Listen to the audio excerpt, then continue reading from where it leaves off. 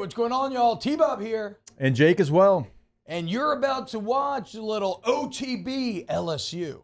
We're going to give you all the latest, greatest between LSU football, baseball, women's basketball, softball, and everything in between. Bottom line, if you want to talk Tigers, keep it locked, subscribe, like it. And some positive news for the LSU Tigers. Chris Hilton Jr. probable for Saturday. Let's go, dude.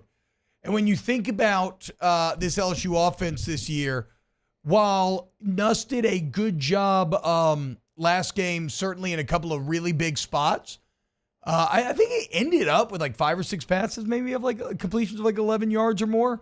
It was all kind of later, yeah. Yeah, so they mentioned it, on the broadcast. A pretty good finish, but for a while there, and even against USC, it has felt very lateral. Very flanking, kind of extensions of the run games, and it's worked.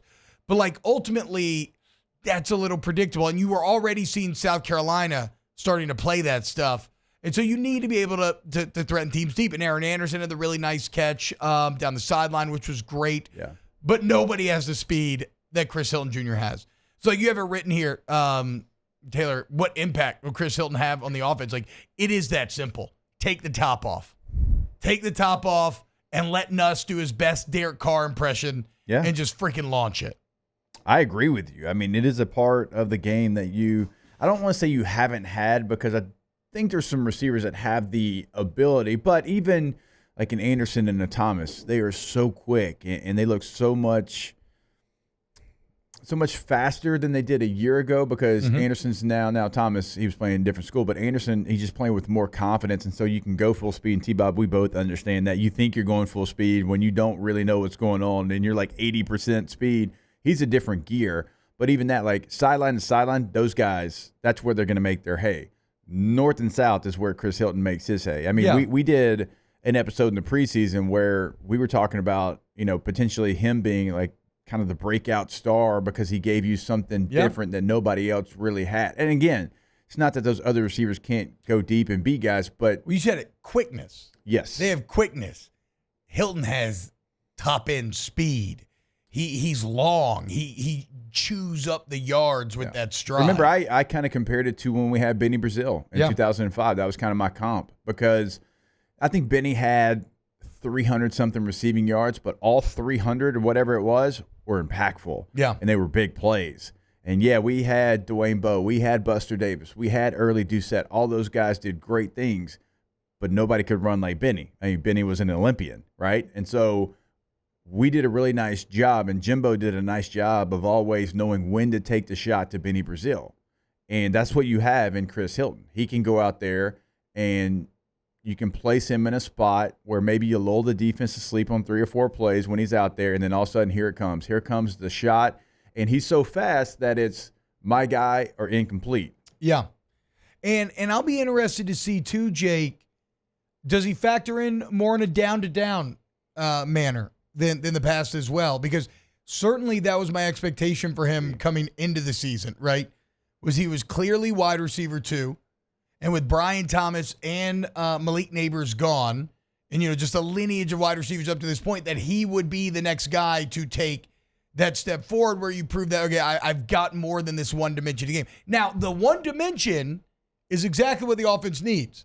And it's one of those things where sometimes the context can make, like the whole is greater than the sum of its parts. Like, the context of this LSU's offense makes his deep threat ability more impactful than it would be in a vacuum, because they do everything else well in terms of throwing the ball. They do everything else well. Sidelines, over the middle, intermediate. All they're missing is that deep threat. So all of a sudden you're just complete. It's the final piece of the puzzle. But I do also want to see from Hilton Jr. how will you produce on a play-by-play basis? Are you going to be a true wide receiver 2 on this team? That's going to be fascinating to see. All right, so let me lay out the plays that the receivers played a week ago against South Carolina, and maybe you tell me where you think it's going to come from as far as the playing time. C.J. Daniels played 74 snaps. You played 79 snaps in the game. C.J. Daniels played 74 of them. Kyron Lacey played 61. Aaron Anderson played 39. Xavier Thomas played 20. Shelton Sampson Jr. played 18, and Kyle Parker played 3 You had, let's see, Watkins only played 1. Nichols played 1. So, yeah, for the most part, it's going to be Shelton Sampson Jr. at 18 was your lowest.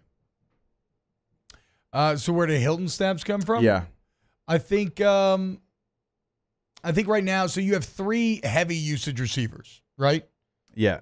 I think you just make that 4, and CJ and Aaron just give some snaps over to, and Thomas just give some snaps over to Hilton. Everything just kind of evens out a little bit more. But I think it just becomes kind of 4 main receivers that you're using instead of 3. Does he break into the top 3 snap count this first week?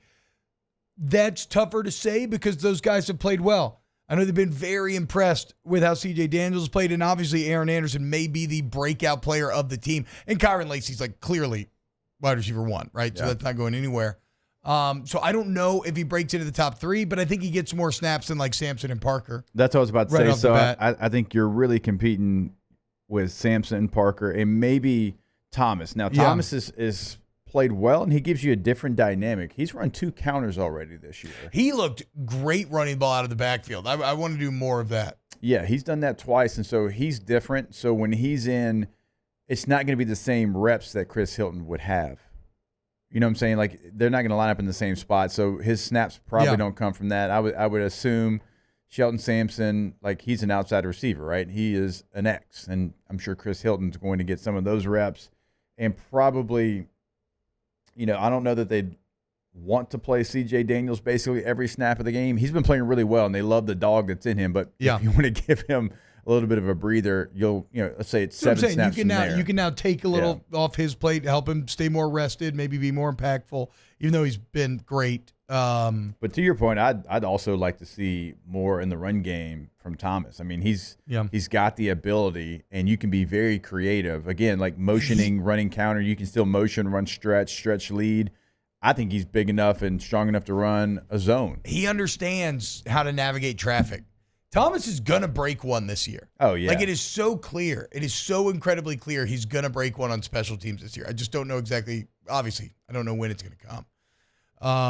And look, the chat saying that BK said that Hilton will take a little bit to get a snap. Yeah, like they're not just gonna be like, all right, you're gonna go play a million snaps. You'll play 46 snaps. No. So I think here early on it will be more of the shot type of situations like Jake is talking about. But this is huge. This could be, like I said, this could be the final piece of the puzzle that takes this LSU offense to the next level. Wow, Jake, what incredible takes. I mean, those guys, they're just the best. I think so. And if you think so, again, hit the like button, subscribe, ring the bell so you get notifications when we post every single day here on OTB LSU.